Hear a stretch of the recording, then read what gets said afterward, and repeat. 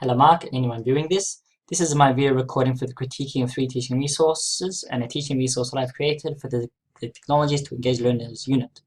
Each of my resources focuses on the Year 11 8R Human Biology course, Unit 1 the functioning human body, specifically the musculoskeletal system, which includes acting of muscles and movement of joints and bone and teaching them in different ways through my 3 resources.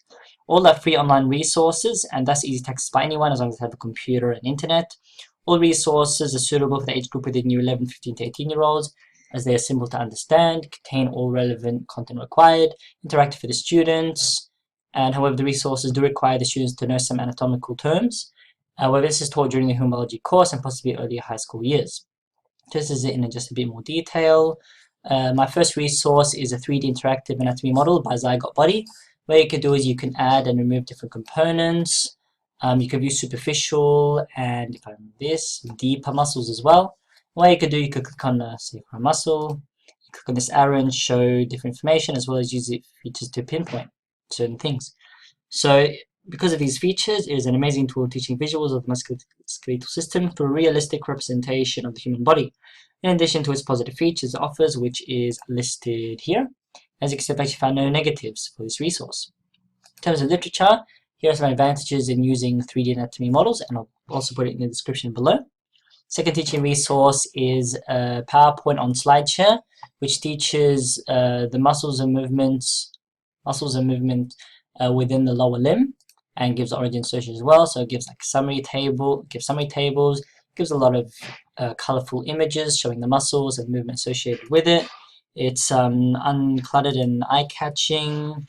So, and also gives you the option to download it so teachers can use it and even tweak it. However, this resource does lack some important relevant information, which could improve the resource greatly.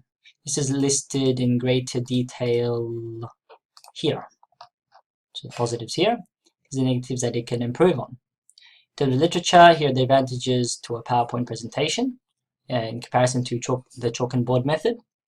Now the final resource is by Teach Me Anatomy, just a website teaching about the hip joint, which is important for the musculoskeletal system learning.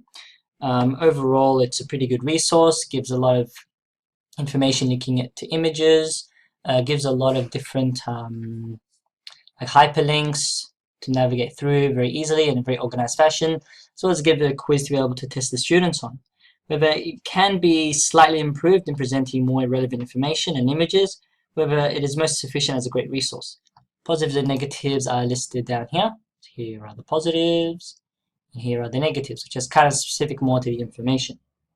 Now, and also in terms of literature, here is why websites are better than hard book copies. Now, my resource is here. It is a PowerPoint presentation also on SlideShare, so I've covered all the positives of this presentation, as you can see listed here, and I've tackled all the negatives, which I will explain now. So in terms of the negatives, I've added in an introduction, some information and a lesson agenda as well.